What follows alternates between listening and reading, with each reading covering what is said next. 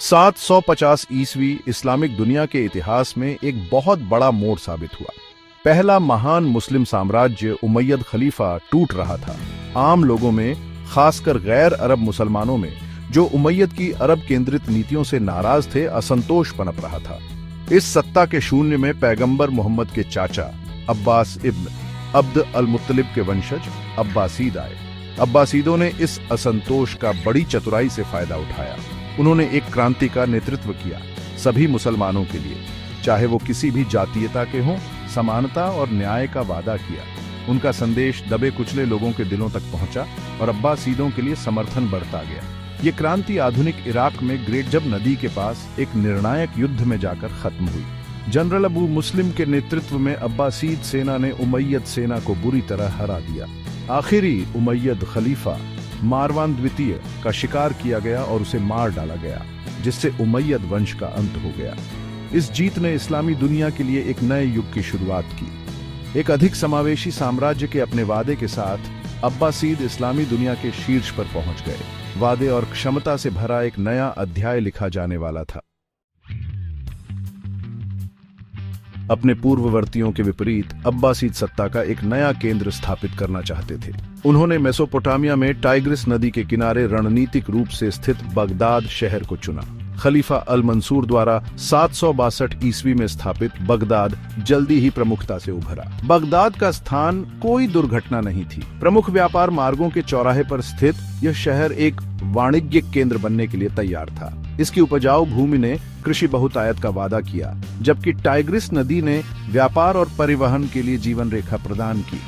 अब्बासीदों के तहत बगदाद फला फूला, शहर की आबादी में विस्फोट हुआ। दुनिया के हर कोने से व्यापारी, विद्वान और कारीगर आए। भव्य मस्जिदें, महल और पुस्तकालय बने, जिससे बगदाद अब्बासीदों के धन और शक्ति का प्रतीक बन गया। बगदाद की प्रसिद्धि दूर दूर तक फैली, यात्रियों, साहसी लोगों और कहानीकारों को आकर्षित किया। यह सपनों का शहर बन गया, एक ऐसी जगह जहां भाग्य बनाया जा सकता था और जहां ज्ञान टाइग्रिस की तरह स्वतंत्र रूप से बहता था। अब्बासीदों ने सिर्फ एक राजधानी से ज्यादा कुछ बनाया था। उन्होंने एक किंवदंती का निर्माण किया था। प्रारंभिक अब्बासीद कैलिफों ने खिलाफत की नियति को आकार देने में महत्वपूर्ण भूमिका निभाई। वे केवल शासक ही नहीं, बल्कि कला और विज्ञान के संरक्षक, निर्माता और प्रशासक भी थे। उनके शासनकाल में सत्ता का एकीकरण और स्वर्ण युग की नींव रखी गई। बगदाद के संस्थापक अल मंसूर एक चतुर और निर्दयी शासक थे। उन्होंने एक मजबूत केंद्रीकृत सरकार की स्थापना की, एक शक्तिशाली सेना का निर्माण किया और विद्रोहों को बेरहमी से कुचल दिया।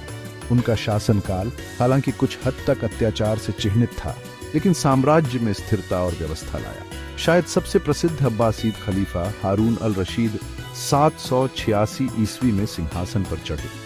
उनके शासनकाल को अक्सर अब्बासीद स्वर्ण युग का प्रतीक माना जाता है। वह कला और विज्ञान के एक प्रसिद्ध संरक्षक थे और उनका दरबार कवियों, संगीतकारों और विद्वानों के लिए एक आकर्षण का केंद्र था। हारून के बेटे अल मामून को अपने पिता से ज्ञान का प्रेम विरासत में मिला।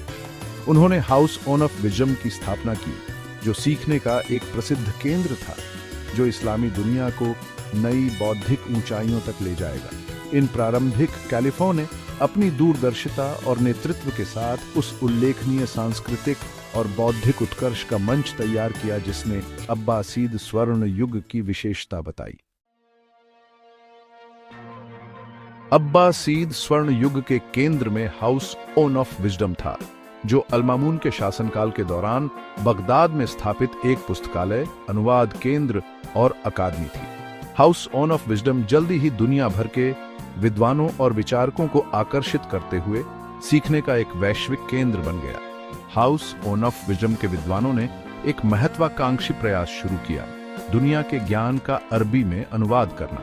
उन्होंने ग्रीक, फारसी, भारतीय और सिरियक ग्रंथों से दर्शन, गणित, खगोल विज्ञान और चिकित्सा के कार्यों का अनुवाद किया। ज्ञान का यह अभूतपूर्व हस्तांतरण बौद्धिक विकास के लिए एक उत्प्रेरक साबित हुआ। हाउस ऑफ विजडम केवल प्राचीन ज्ञान का भंडार नहीं था, यह बौद्धिक बहस और खोज का एक जीवंत केंद्र था। विविध पृष्ठभूमि, धर्मों और संस्कृतियों के विद्वानों ने अनुसंधान परियोजनाओं पर सहयोग किया, पुरानी मान्यताओं को चुनौती दी और मानव समझ की सीमाओं को आगे बढ़ाया। हाउस ऑफ विजडम का प्रभाव बगदाद की दीवारों से बहुत दूर तक गूंजा। इसने प्राचीन ज्ञान को संरक्षित करने में महत्वपूर्ण भूमिका निभाई, जो अन्यथा यूरोप में अंधेरे युग के दौरान खो गया होता। यूरोपीय पुनर्जागरण के बीज कुछ हद तक हाउस ऑफ विजडम की उपजाऊ बौद्धिक भूमि में बोए गए थे। भाग 5, तारे और संख्याएं, वैज्ञानिक प्रगति। अब्बासीद स्वर्ण युग उल्लेखनीय वैज्ञानिक प्रगति का काल था। मुस्लिम विद्वानों ने गणित, खगोल विज्ञान, चिकित्सा और अन्य क्षेत्रों में अभूतपूर्व खोजें की।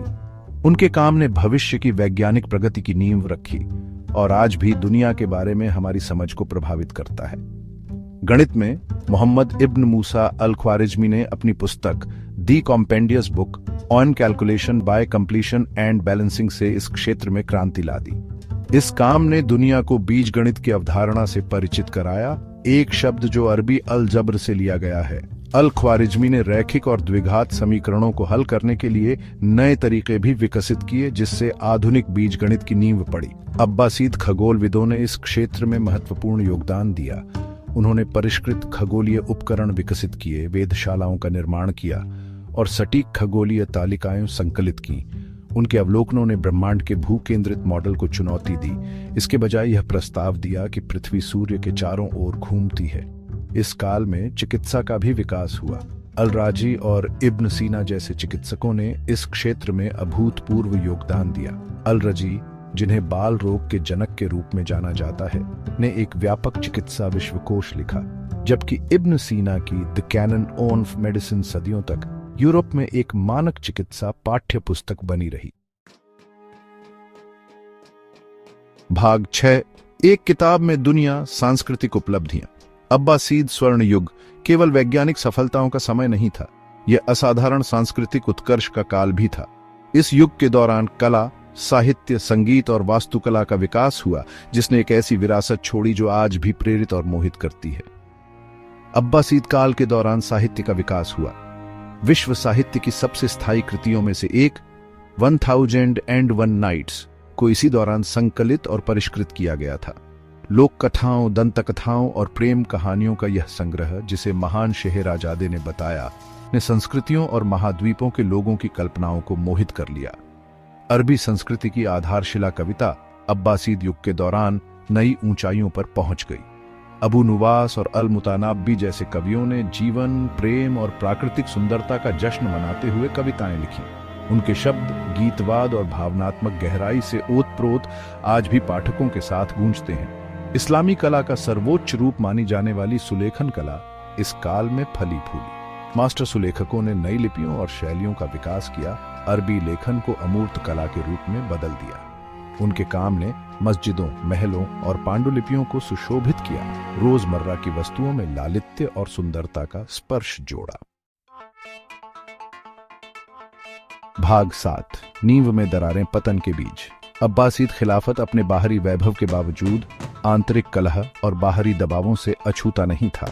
9वीं शताब्दी के मध्य तक साम्राज्य की नींव में दरारें दिखाई देने लगी, जिससे अंततः इसका धीमा पतन हुआ। पतन में योगदान देने वाले प्रमुख कारकों में से एक क्षेत्रीय गवर्नरों की बढ़ती शक्ति थी। जैसे जैसे खिलाफत का केंद्रीय अधिकार कमजोर होता गया, इन राज्यपालों ने अपनी स्वतंत्रता का दावा करना शुरू कर दिया, अपने स्वयं के राजवंश स्थापित किए और बगदाद के अधिकार को चुनौती दी। शासक वर्ग के भीतर आंतरिक संघर्षों और सत्ता संघर्षों ने खिलाफत को और कमजोर कर दिया। उत्तराधिकार विवाद आम हो गए, जिससे अस्थिरता पैदा हुई और विशाल साम्राज्य को प्रभावी ढंग से प्रबंधित करने की केंद्र सरकार की क्षमता कमजोर हो गई। वित्तीय कुप्रबंधन और भ्रष्टाचार ने भी पतन में भूमिका निभाई। भव्य दरबारों और महत्वाकांक्षी निर्माण परियोजनाओं पर अत्यधिक खर्च ने खजाने को खाली कर दिया, जबकि नौकरशाही के भीतर भ्रष्टाचार और अक्षमता ने साम्राज्य के संसाधनों पर और दबाव डाला। जैसे जैसे अब्बासीद खिलाफत भीतर से कमजोर होती गई, बाहरी ताकतों ने इसकी सीमाओं को खतरे में डालना शुरू कर दिया, जिससे इसके पतन में और योगदान हुआ। भाग 8, मंगोल तूफान, एक साम्राज्य का पतन। 13वीं शताब्दी तक मध्य एशिया के मैदानों से एक नई शक्ति का उदय हुआ, मंगोल। प्रतिभाशाली और निर्दयी चंगेज खान के नेतृत्व में 13वीं शताब्दी तक मध्य एशिया के मैदानों से एक नई शक्ति का उदय हुआ, मंगोल। 13वीं शताब्दी तक मध्य एशिया के मैदानों से एक नई शक्ति का उदय हुआ, मंगोल। मंगोलों ने विजय अभियान शुरू किया जिसने एशिया और उसके बाहर के राजनीतिक परिदृश्य को बदल दिया। अपनी सैन्य कौशल और क्रूर रणनीति के लिए जाने जाने वाली मंगोल सेनाएं मध्य एशिया, फारस और मध्य पूर्व में फैल गई, जिससे उनके पीछे विनाश का निशान छूट गया। 1258 ईस्वी में मंगोल तूफान इस्लामी दुनिया के केंद्र बगदाद तक पहुंच गया। चंगेज खान के पोते हुलागु खान ने बगदाद की मंगोल घेराबंदी का नेतृत्व किया। अपने दुर्जय बचाव के बावजूद शहर मंगोल हमले के लिए तैयार नहीं था। एक छोटी घेराबंदी के बाद बगदाद आक्रमणकारियों के हाथ में आ गया, जिसने इस्लामी इतिहास में एक महत्वपूर्ण मोड़ ला दिया। मंगोलों ने बगदाद को बर्बाद कर दिया, शहर पर हिंसा और विनाश की लहर फैला दी। पुस्तकालयों को जला दिया गया, महलों को लूट लिया गया और अनगिनत नागरिकों का नरसंहार किया गया। हाउस ऑफ विजडम, जो कभी ज्ञान का प्रकाश स्तंभ था, नष्ट हो गया। इसकी पुस्तकों का विशाल संग्रह टाइग्रिस नदी में फेंक दिया गया। बगदाद का पतन अब्बासीद खिलाफत के अंत और इस्लामी सभ्यता के एक जीवंत केंद्र के विनाश का प्रतीक है। मंगोल विजय ने इस्लामी दुनिया की राजनीतिक एकता को चकनाचूर कर दिया और अनिश्चितता और परिवर्तन के एक नए युग की शुरुआत की।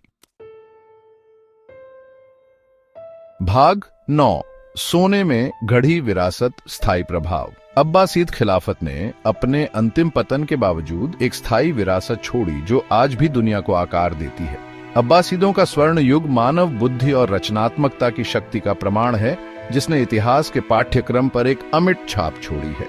ज्ञान और विद्वता पर अब्बासीदों के जोर ने प्राचीन ज्ञान को संरक्षित किया और भावी पीढ़ियों तक पहुंचाया।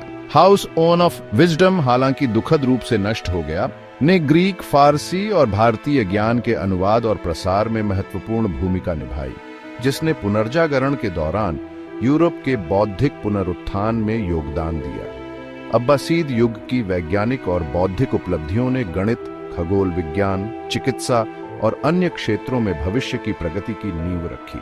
मुस्लिम विद्वानों ने ऐसी अभूतपूर्व खोजें की जिन्होंने आने वाली सदियों तक विज्ञान और प्रौद्योगिकी के विकास को प्रभावित किया। अब्बासीदों की सांस्कृतिक विरासत भी उतनी ही गहरी है। उनकी कला, वास्तुकला, साहित्य और संगीत दुनिया भर के दर्शकों को प्रेरित और मोहित करते रहते हैं। 1001 नाइट्स की कहानियां, जटिल सुलेखन और अब्बासीद मस्जिदों के ऊंचे मीनार इस युग की सांस्कृतिक प्रतिभा के स्थायी प्रमाण के रूप में खड़े हैं। अब्बासीद खिलाफत हालांकि लंबे समय से चली गई है, हमें ज्ञान की परिवर्तनकारी शक्ति, सांस्कृतिक आदान प्रदान के महत्व और एक सभ्यता की स्थायी विरासत की याद दिलाती है जिसने अपने चरम पर दुनिया को रोशन किया।